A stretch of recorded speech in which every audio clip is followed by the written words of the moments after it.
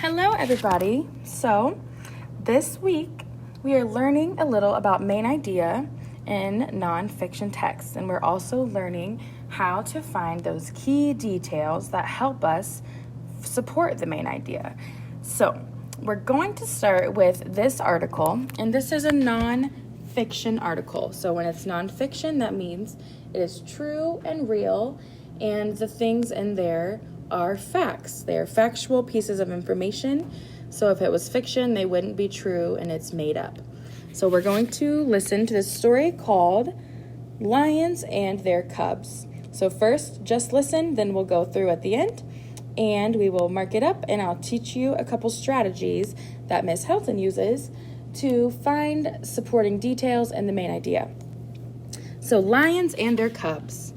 Did you know lion cubs are born blind? They start to see after 3 to 4 weeks of being born. Usually lions only have 2 to 4 cubs at a time. Cubs start walking 1 to 2 weeks after being born. At birth, they weigh about 1 pound. They become full-grown adults at about 5 years old. A full-grown adult can weigh 500 pounds. They live in groups of 15 or more. These groups are called prides. Prides raise cubs, hunt, and defend their territory. Lions are related to cats as members of the feline family. Tigers are the largest cats, but lions can be taller. Lions have extensive communications. They can meow, hiss, cough, snarl, and roar. Males can be heard 5 miles away. When they roar, they do so in a very loud way. They start with deep, long roars that are followed with shorter, repetitive roars. Lions also communicate through physical behaviors. Lions rub noses, heads, and lick each other. Only full-grown adult male lions grow manes. It is thick fur. A lion's mane will protect its neck during a fight. Okay, so in this little passage, I just learned so many things about lions and their cubs. So what I'm going to do, and if we were in class, you would have a copy of this article and you would be doing the exact same thing as me. We would go through it together. So that's what we're doing here. The first thing that I want you to do is number each paragraph. Now, if you don't know where a paragraph starts, one way you can always look is this little space right here. There's one at the beginning of every paragraph, and it's called an indentation. So you know that a new paragraph is starting when you see that indentation and the words are pushed over a little bit. So right now we have 4 paragraphs. Let's number them. So here's 1, 2, 3, and a 4. And I will draw a line in between each one so that you can tell. So right here is where a new paragraph would start. And there's the end of paragraph 2 and the start of paragraph 3. And the same here. Okay.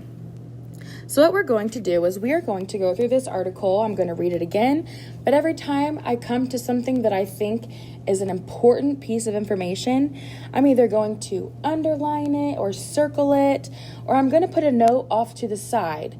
And you'll see exactly what I'm talking about. So follow along with me and just listen to my instruction. So did you know lion cubs are born blind? So I'm going to underline. Maybe let me try to use a different color. Purple. Okay.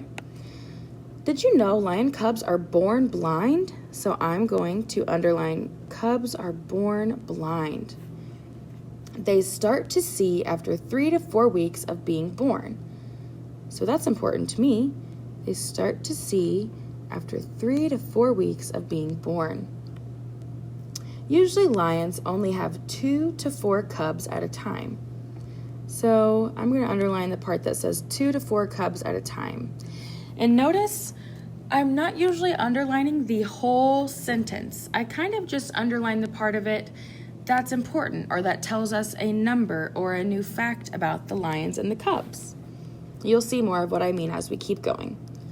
Cubs start walking 1 to 2 weeks after being born. So cubs start walking 1 to 2 weeks after being born. So there, I did underline the whole thing. I made some circles as well. At birth, they weigh about 1 pound. So at birth, they weigh about 1 pound. They become full-grown adults at about 5 years old. They become full-grown adults at about 5 years old. So I'll put full-grown adults and then 5 years old. A full-grown adult can weigh 500 pounds. That is huge. So an adult can weigh 500 pounds. So here in the first paragraph, I have underlined a couple things and I've circled a couple things, and those things are things we're going to come back to. Let's move on to paragraph 2. Let me change my color to keep it interesting. Okay. They live in groups of 15 or more. Holy cow. These groups are called prides. Prides raise cubs, hunt, and defend their territory. Lions are related to cats as members of the feline family. So I'm going to underline feline family. Tigers are the largest cats, but lions can be taller. So here in this one, we didn't underline a ton of things, but it was also a pretty short paragraph. On to the third paragraph. Okay.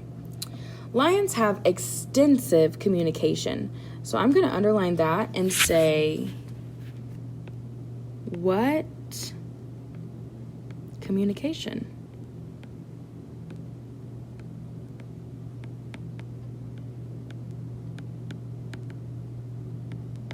So this is also an example of me asking questions during my reading. So sometimes you'll read something and it'll make you, want to know more, or like, oh my gosh, I thought that fact was so interesting. I want to know more about it. So I'm going to put that question off to the side because that's something that I'm wondering. They can meow, hiss, cough, snarl, and roar. Males can be heard 5 miles away. When they roar, they do so in a very loud way. They start with deep, long roars that are followed with shorter, repetitive roars. Lions also communicate through physical behaviors. So I wonder what those are. Well, they tell us, actually. Lions rub noses, heads, and lick each other. Sounds just like my cats. So right there, it tells us how they communicate through their physical behaviors. Paragraph number 4, which is our last paragraph. Only full-grown adult male lions grow manes. So full-grown adult male lions grow manes. It is thick fur. Let me do that. It is thick fur. A lion's mane will protect its neck during a fight. So I also have a question, and my question is, why don't girls have manes? So I'm going to put, why only males? Okay, so right now we have done something called annotate.